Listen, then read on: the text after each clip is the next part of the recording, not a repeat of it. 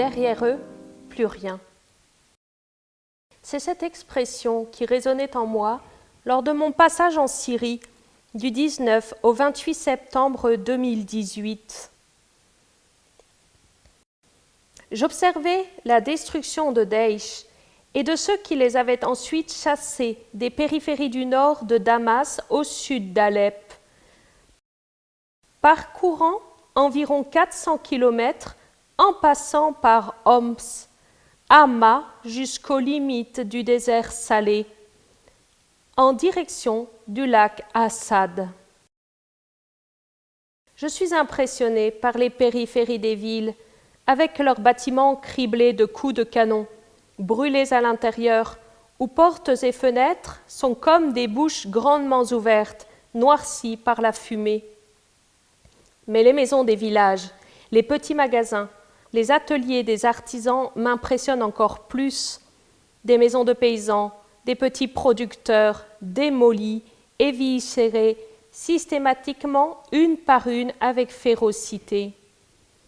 Là où il y avait la vie avant, il n'y a plus que maintenant le silence et l'abandon. Seuls quelques oliviers continuent de résister, criant presque que la paix doit être possible pour la survie de l'homme. Le désert est immense, majestueux, écrasant. Là où le sel s'est accumulé, il apparaît d'une couleur bleue turquoise qui rappelle la mer. Même les puits de pétrole sont en partie fermés, car en les abandonnant, Daesh en a détruit aussi les structures. Le pétrole brut destiné à la consommation intérieure et à l'exportation par la mer est acheminé par des camions-citernes qui forment des colonnes impressionnantes. Comme prix de son soutien à Assad, à la Russie est donnée la possibilité d'exploiter une grande partie des ressources pétrolières syriennes pendant 50 ans. Seule une partie des zones à cultiver a été travaillée. En particulier les zones proches des villes où a été faite la reconstruction de conduites d'eau détruites par Daesh. Cependant, la population ne vit plus à la campagne. Elle préfère affronter le voyage coûteux des périphéries des villes vers les camps, plutôt que de rester dans ces zones fortement militarisées, où le checkpoint est continu et tous les véhicules contrôlés.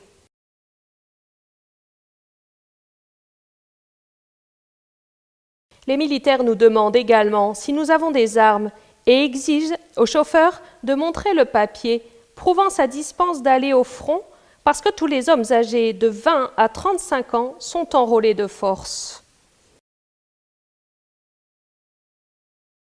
Tout au long de la route, les voitures se font rares. Il n'y a plus de camions, de provisions et de bus de transport en commun.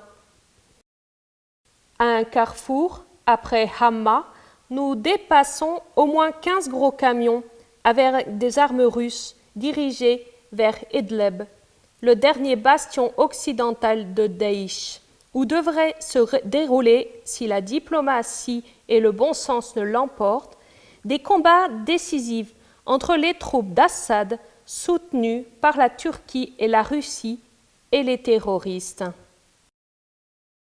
La dévastation d'Alep, considérée il y a quelques années comme le poumon industriel de la Syrie, est impressionnante.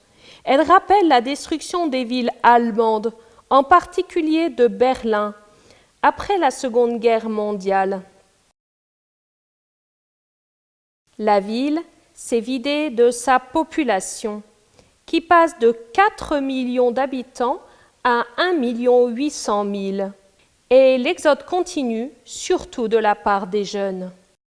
Cette guerre est d'une grande fureur meurtrière et destructrice qui n'a pas épargné les sites archéologiques les plus précieux, effaçant ainsi l'histoire. Une guerre qui a peut-être été décidée sur une table entre les grandes puissances, il y a une dizaine d'années, pour que Daesh a été une occasion favorable afin d'occuper plus facilement le territoire, se partager les zones d'influence et exploiter ses ressources.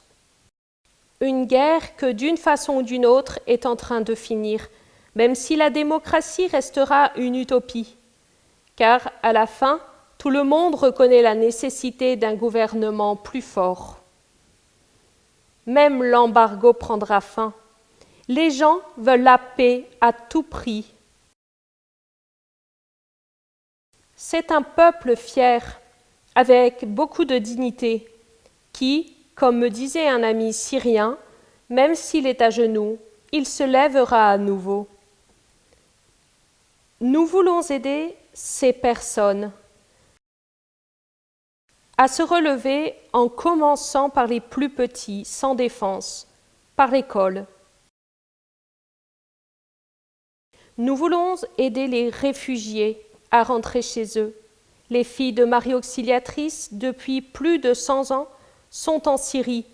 Elles gèrent le précieux hôpital italien Ansmi à Damas et prennent soin du corps et du mental des Syriens, sans tenir compte de l'appartenance politique ou religieuse, ni de la classe sociale. À Damas, elles dirigent également un jardin d'enfants ainsi qu'à Alep, dans une très petite structure. Aujourd'hui, il est urgent de reconstruire la tête, l'esprit des gens, et cela ne sera possible qu'avec le travail long, difficile et constant de l'école. La construction d'écoles en Syrie motive cette campagne. Nous avons choisi Alep et Damas, points stratégiques et concentration de population où nous pouvons offrir aux enfants, aux adolescents, aux jeunes ainsi qu'à leurs familles des structures éducatives de qualité qui garantissent une culture de la paix et soutiennent l'espoir. Merci pour la solidarité de qui se laisse entraîner dans cette aventure.